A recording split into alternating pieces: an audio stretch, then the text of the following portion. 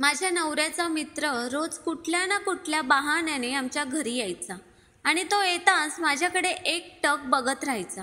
मी कितीतरी वेळा या गोष्टीकडे दुर्लक्ष करण्याचा प्रयत्न केला, पण एके दिवशी मी स्वयंपाकघरात स्वयंपाक करत असताना तो माझ्या मागून आला आणि त्याने माझ्यासोबत, माझे नाव वर्षा आहे. मी एका छोट्याशा खेड्यात आणि अगदी सामान्य कुटुंबात वाढलेली मुलगी होते. मी लग्न होऊन शहरात आले होते. सगळं काही नवीन असल्यामुळे मला शहराच्या राहणीमानात जुळवून घेता येत नव्हतं. मी आजपर्यंत साधे जीवन जगत आले होते. शहरातील जीवनशैलीशी मी पूर्णपणे अपरिचित होते. 2 महिन्यांपूर्वीच महेशशी माझं लग्न झालं होतं. महेश सरकारी नोकरी करत असल्याने त्याचे संपूर्ण कुटुंब त्याच्यासोबत शहरात राहत होते. लग्नानंतर मला अनेक समस्यांना सामोरे जावे लागले, पण हळूहळू कसं तरी मी माझ्या सासरच्या लोकांच्या पद्धतींशी पूर्णपणे जुळवून घेण्याचा प्रयत्न करत होते. माझं गाव शहरापासून खूपच दूर होतं, त्यामुळे मला माझ्या गावी माहेरी जाण्याची संधी क्वचितच मिळत होती. कारण महेश माझ्या सासू सासऱ्यांचे एकुलते एक अपत्य होते, म्हणून घरात आम्ही फक्त 4च जण होतो. त्यामुळे माझ्या सासूबाई म्हणायच्या की वर्षाशिवाय घर खाली खाली वाटतं. तिच्या उपस्थितीमुळे घरात आनंद आहे. तसे मला कधी आई वडिलांना भेटण्याची इच्छा झाली तर महेश मला त्यांना भेटायला घेऊन जायचा. आज महेशचा वाढदिवस होता. त्या निमित्ताने घरात छोटीशी पार्टी ठेवली होती.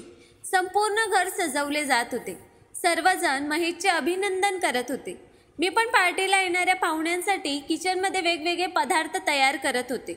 तेवढ्यात काही वेळाने महेश माझ्याकडे आला आणि गंभीर स्वरात म्हणाला, "काय ग वर्षा, तुला माझ्या वाढदिवसाचा आनंद नाही झाला का?"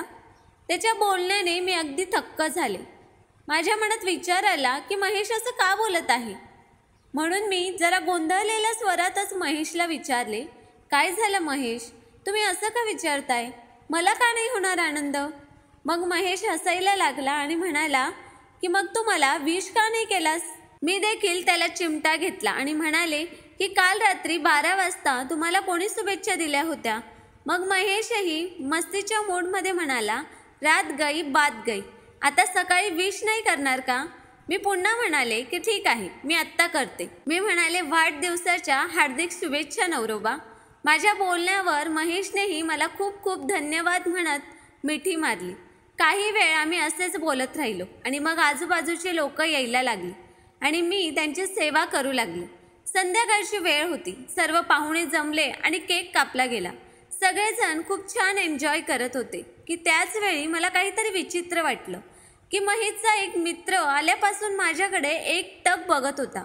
मी त्याच्याकडे बघितलं की तो पटकन त्याची नजर दुसरीकडे फिरवायचा.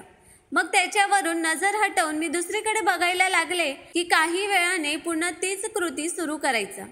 मला महेशच्या मित्राचा खूपच राग येत होता की किती निर्लज्ज माणूस आहे, अजिबातच अक्कल नाहीये. तो माझ्याकडे असं बघतोय जणू मी त्याची बायकोच आहे. मला तर असं वाटत होतं की आत्ताच जाऊन त्याला चांगली अद्दल घडवावी, पण मला पाहुण्यांसमोर कुठलाही तमाशा करायचा नव्हता, म्हणून मी त्याच्याकडे दुर्लक्ष केलं. मग काही वेळाने पार्टी संपल्यानंतर सर्वजण आपापल्या घरी निघून गेलेत. मी पण सर्व सामान आवरलं आणि खोलीत गेले. तिथे गेल्यावर मी महेशला विचारलं की "आज पार्टीमध्ये तुझा जो नवीन मित्र आला होता, तो ज्याने ब्लॅक कलरचा शर्ट घातलेला होता, त्या मित्राचं नाव काय आहे?" यावर दीपक म्हणाला की "कोण? दीपक? का, काय झालं? सगळं ठीक तर आहे ना?" मी म्हणाले, नाही, तसं काही नाहीये. मी असंच सहज विचारत होते, कारण आजच्या आधी मी त्याला आपल्या घरी कधीच पाहिले नव्हते, म्हणूनच विचारलं, बाकी काही नाही. यावर महेश म्हणाला, "ठीक आहे, चल आता झोप. खूप रात्र झाली आहे, मला पण झोप येत आहे." असं म्हणत महेश झोपी गेला. पण माझ्या मनात फक्त त्या मुलाचाच विचार चालू होता. तो कोणत्या उद्देशाने माझ्याकडे असं टक लावून पाहत असेल? हा सगळा विचार करत असतानाच मला कधी झोप लागली ते कळलंच नाही. रात्री उशिरा झोपल्यामुळे सकाळी उशिरा जाग आली. मी उठले तोपर्यंत महेश ऑफिसला जाण्यासाठी तयार झाला होता आणि आज सासूबाईंनी त्यांचा टिफिन तयार केला होता. हे बघून मला खूप वाईट वाटले. मी उठल्याबरोबर माझं आवरून लगेचच किचनमध्ये गेले आणि सासूबाईंना म्हणाले, "तुम्ही का त्रास करून घेतला आई? तुम्ही मला उठवायला हवे होते ना, मी टिफिन तयार केला असता." यावर माझी सासू म्हणू लागली की "काही हरकत नाही वर्षा बेटा, तू काल रात्री उशिरा झोपलीस आणि कालच्या फंक्शनमुळे सकाळपासून धावपळ करत होतीस, त्यामुळे थकली होतीस, म्हणूनच मला वाटलं की झोपू दे. आणि तसेही नुसत्या पोळ्या तर बनवायच्या होत्या, त्यात काय एवढं मोठं काम आहे. मला खूप बरं वाटलं की या घरातील सगळ्यांनाच माझी खूप काळजी आहे. खरे तर माझे सासू सासरे खूप मोकळ्या मनाचे होते आणि मला त्यांच्या मुलीसारखे वागवायचे. आता महेश पण ऑफिसला गेले होते. माझे सासू आणि सासरे त्यांच्या खोलीत आराम करत होते. तेव्हाच काही वेळाने दीपक घरी आला आणि मला म्हणाला की वहिनी, महेश दादा त्याची फाईल घरीच विसरला आहे, म्हणून मी ती फाईल घ्यायला आलो आहे. तुम्ही घेऊन येता का? त्याला बघून आधी मला भीती वाटली, पण नंतर मी त्याला फाईल आणून दिली. तो आज पुन्हा माझ्याकडे एकटक पाहत होता. दाराबाहेर जाईपर्यंत तो मागे वळून एकसारखा माझ्याकडे पाहत होता. काल रात्री जे घडलं ते मी खूप मुश्किलीने विसरले होते, पण आज पुन्हा तेच कृत्य घडल्यामुळे माझं मनही अस्वस्थ झालं होतं. मला वाटलं की याबद्दल मी महेशला सांगावं. आज रात्री येताच मी महेशला सांगेन असा विचार मी पक्का केला होता.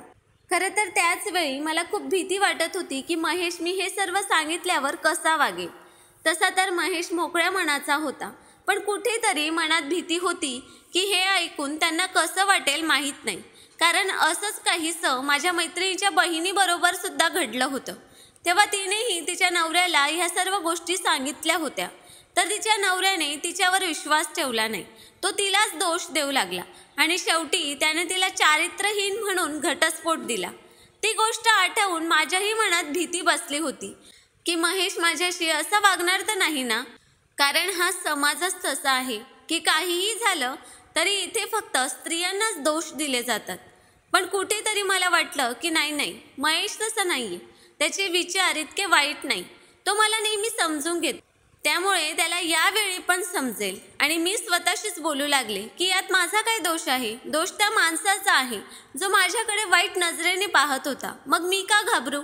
मी असा विचार करतच होते की तेवढ्यात माझ्या सासूबाईंनी हाक मारली. बेटा, दुपारची वेळ आहे, तू तुझ्या बाबांसाठी चहा कर. हो आई, असं म्हणत मी उठून किचनमध्ये चहा करायला लागले. पण माझं मन अजूनही त्याच टेन्शनमध्ये होतं की महेश कसा वागेल आणि त्या मुलाचा हेतू काय असेल हेच कळत नाही. असो, मी विचार केला की नाही, मी महेशला काहीही सांगणार नाही. आधी या प्रकरणाच्या पूर्ण खोलात जाईल. बघू पुढच्या वेळी दीपक पुन्हा असं काही करेल तेव्हा मी महेशला सांगेन. त्याआधी मी हे प्रकरण इथेच थांबवण्याचा विचार केला. असेच काही दिवस गेले. एक दिवस पुन्हा दीपक आमच्या घरी आला. तेव्हा त्याचे पुन्हा तेच कृत्य होते.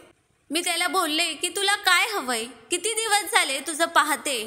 तू आमच्या घरी आला की माझ्याकडे टक लावून पाहत असतोस. शेवटी तुझा प्रॉब्लेम काय आहे? यावर दीपक काहीच न बोलता तिथून निघून गेला. आता मला आणखीनच भ्रम होऊ लागला की नक्कीच काहीतरी गडबड आहे. दीपक कुठल्या तरी घाणेरड्या हेतूनेच मला बघत असावा, म्हणूनच तो शांतपणे निघून गेला. कारण त्याच्याकडे उत्तर नव्हते. आता मला महेशला सांगणे आवश्यक वाटलं जे होईल ते बघून घेईन. आज महेशला नक्कीच सांगेन. हाच विचार करून मी रूममध्ये गेले, पण जाऊन बघते तर महेश आधीच झोपला होता. मग मी पण उदासलेला चेहरा करून झोपी गेले. दुसऱ्या दिवशी माझ्या मनात एक विचार आला की मी दीपकच्या घरी जाऊन त्याच्या घरच्यांना सर्व काही सांगावे, जेणेकरून ते त्याला समजावून सांगतील. यासोबतच हेही कळायला हवे की दीपकच्या कुटुंबात कोण कोण आहेत. कारण ज्यांच्या घरात महिला असतात ते असे दुसऱ्यांच्या बायकोंवर लक्ष ठेवत नाहीत. हाच विचार करत एक दिवस दीपकचा पत्ता शोधण्यासाठी मी महेशचा पाठलाग केला आणि दुसऱ्या दिवशी राहुलच्या घरी पोहोचले. तिथे गेल्यावर त्यांच्या घरी कोणीच नव्हते. बाहेरून कुलूप लावले होते. मी मागे वळून पाहिले तर मागचा दरवाजा उघडा दिसला. मी मागच्या दाराने दीपकच्या घरात गेले. घराच्या आत गेले तर संपूर्ण घरात कोणीच नव्हते. मनात विचार आला की कुठेतरी बाहेर गेले असतील. मी परत जाणारच होते की तेव्हाच मला भिंतीवर एक फोटो दिसला, जो अगदी माझ्यासारखाच होता. म्हणून मी त्या फोटोच्या अगदी जवळ गेले आणि जेव्हा मी जवळून पाहिले तेव्हा मला कळले की तो फोटो माझाच आहे. आता मला दीपकबद्दल पूर्ण शंका होती की काहीतरी गडबड आहे. मला दीपकचा खूपच तिरस्कार वाटू लागला. एखादा पुरुष असा विवाहित स्त्रीवर कसा काय नजर ठेवू शकतो? तो माझा फोटो त्याच्या घरी कसा ठेवतो? आणि महेश राहुलच्या घरी आला असेल तेव्हा महेशने माझा फोटो बघून कधी रिॲक्ट केला नसेल का? मग मी याच विचारात हरवून घराकडे चालायला लागले. वाटलं आज घरी जाऊन महेशला विचारावं, महेश दीपकच्या घरी माझा फोटो काय करत आहे. मी आल्यानंतर स्वयंपाक करत होते. तेवढ्यात महेशचा फोन आला. तो म्हणाला की मला ऑफिसच्या कामानिमित्ताने बाहेरगावी जायचे आहे, त्यामुळे मी घरी येऊ शकणार नाही आणि तू माझे कपडे ड्रायव्हरसोबत ऑफिसलाच पाठव. मी 2-3 दिवसांनी परत येईल. महेशला फोनवर सगळं सांगणं मला योग्य वाटलं नाही. मला वाटले तो आला की मगच त्याला सर्व काही सांगेन. मी असेच काही दिवस काढले. आज महेश परत येणार होता, म्हणूनच मी त्याच्यासाठी आणि आईबाबांसाठी जेवण बनवत होते. तेव्हाच काही वेळाने दीपक घरी आला आणि माझ्या मागे येऊन उभा राहिला. मागे वळून पाहताच त्याला पाहून मी एकदम घाबरले आणि ओरडू लागले. मग त्याने माझ्या तोंडावर हात ठेवला आणि म्हणाला, प्लीज ओरडू नकोस, तुझा माझ्याविषयी गैरसमज होत आहे. मी त्याला ढकलून म्हणाले, तुझी किती दिवसांपासून माझ्यावर वाईट नजर आहे. आता घरात कोणी नसताना अशा प्रकारे माझ्या मागे येऊन उभं राहण्याचा हा अधिकार तुला कोणी दिला? मी त्याच्यावर खूप ओरडत होते, त्याला वाईट साईड बोलत होते. ते ऐकून दीपकच्या डोळ्यात पाणी आले होते. मला वाटले की त्याला त्याच्या चुकीचा पश्चाताप झाला असावा, पण तरीही तो एकच गोष्ट पुन्हा पुन्हा सांगत राहिला की यात माझी काहीच चूक नाही, तुमचा गैरसमज होतोय. तेवढ्यात अचानक दरवाजा उघडल्याचा आवाज आला. महेश त्याच्या आईबाबांसह आला होता. सासू सासरे जवळच्या घरी सत्संगाला गेले होते. मग ते लोक दीपककडे बघून म्हणाले, बेटा तू इथे कसा? तेव्हा महेश म्हणाला की मीच त्याला बोलावले होते. मी येणार होतो तेव्हा मी म्हणालो की तो येऊन माझा लॅपटॉप घेऊन जाईल आणि काही ऑफिसचे काम आहे तो ते करेल, जेणेकरून माझा 2 दिवसांचा थकवा दूर होईल. हे ऐकून मला थोडं विचित्र वाटलं आणि मी पटकन महेशला आणि सगळ्यांना सांगितलं की मी खूप दिवसांपासून हे बघते. महेश, मी तुम्हाला पण सांगणार होते, पण मला संधीच मिळाली नाही. मी काही सांगण्याआधीच तुम्ही बाहेरगावी निघून गेलात, म्हणून मी तुमच्या येण्याचीच वाट पाहू लागले. पण आज सकाळी मी स्वयंपाकघरात स्वयंपाक करत असताना हा दीपक माझ्या मागे येऊन उभा राहिला आणि खूप वेळेपासून हेच म्हणत आहे की यात माझी काही चूक नाही. माझं बोलणं ऐकून महेश पण हसायला लागला आणि त्याने मला तिथे सोप्यावर बसवलं आणि म्हणाला, अगं वर्षा, तू जसा विचार करते दीपक तसा मुलगा नाहीये. यावर मी म्हणाले की महेश, तुम्ही अजूनही त्याचीच बाजू घेत आहात. हे सर्व काय चाललं आहे? मग महेशने मला सांगितलं की खरं तर दीपक आणि त्याच्या बहिणीचे आई वडील त्यांच्या लहानपणीच वारले होते. तेव्हापासून दीपकने त्याच्या लहान बहिणीची खूप काळजी घेतली आणि तिला शिकवले. पण दीपकची बहीण गेल्या 2 महिन्यांपासून अचानक कुठेतरी गायब झाली आहे. तेव्हापासून दीपक तिचा शोध घेण्याचा प्रयत्न करत आहे, मात्र ती सापडत नाही. अचानक बहिणीच्या गायब होण्यामुळे दीपक डिप्रेशनमध्ये चालला गेला होता आणि त्याच वेळेला त्याने त्या दिवशी पार्टीमध्ये तुला बघितलं. दीपकच्या बहिणीचा चेहरा हुबेहूब तुझ्यासारखाच आहे, म्हणून दीपक तुझ्या चेहऱ्याकडे इतका टक लावून बघायचा, कारण त्याला तुझ्या चेहऱ्यामध्ये त्याच्या बहिणीच्या आठवणी दिसायच्या. तूच त्याची बहीण आहे असे त्याला वारंवार वाटत होते. एक दिवस त्याने मला ऑफिसमध्ये तुझ्याबद्दल विचारलंही. मग मी त्याला संपूर्ण हकीकत सांगितली की तू त्याची बहीण नाहीस, तू वर्षा आहेस. पण तो म्हणाला की मला तिच्याकडे बघून असं वाटतं की माझी बहीण माझ्या आसपासच आहे, कारण तो त्याच्या बहिणीवर खूप प्रेम करतो. म्हणून तो आपल्या बहिणीची उणीव तुला पाहून भरून काढायचा. म्हणूनच तो घरी यायचा आणि नेहमी माझ्या परवानगीनेच. मी म्हणाले, त्याच्या घरी फोटो लावलेला आहे तो? तेव्हा महेश म्हणाला की हो, तो फोटो तुझा नसून त्याच्या बहिणीचाच आहे. आता माझा सगळा भ्रम पण दूर झाला होता आणि मी महेशला म्हणाले की तू हे सर्व मला आधी का नाही सांगितलेस? महेश म्हणाला की मला तुला हे सर्व सांगण्याची आठवणच राहिली नाही. मी कामांमध्ये इतका बिझी होतो की ही गोष्ट माझ्या डोक्यातूनच निघून गेली. आता दीपक हात जोडून माझ्या समोर उभा राहिला आणि म्हणाला, ताई, माझ्यामुळे तुम्हाला काही त्रास झाला असेल तर माफ करा. खरं तर माझा हेतू कधीच चुकीचा नव्हता. त्याचे ते बोलणे ऐकून माझ्या डोळ्यात पाणी आले. मी पण दीपकची माफी मागितली आणि म्हणाले की मला माफ कर. कळत न कळत मी तुझ्यावर संशय घेतला. मी तुला नेहमीच चुकीचं समजत होते. तू माझ्याकडे का बघतोस हे जर तुम्हाला आधीच सांगितलं असतं तर माझा कधीच गैरसमज झाला नसता. तेव्हा महेश म्हणाला, पुरे झालं आता. भाऊ बहिणींनो, रडणे बंद करा. माझ्या सासऱ्यांनी दीपकला सांगितले की जेव्हा जेव्हा तुला तुझ्या बहिणीची आठवण येईल तेव्हा तू इथे ये आणि तुझ्या या बहिणीशी मनसोक्त बोल. काही वेळ मी माझ्या खोलीत गेले आणि पश्चाताप करू लागले की अशा चांगल्या व्यक्तीबद्दल मी गैरसमज करून घेतला. बिचारा दीपक आधीच परिस्थितीचा बळी होता आणि त्यावर अजून मी त्याचा अपमानही केला. आज मी एका गैरसमजुतीमुळे त्याला जे काही वाईट बोलले होते त्यावर माझ्याजवळ आता पश्चातापाशिवाय काहीच उरलं नव्हतं.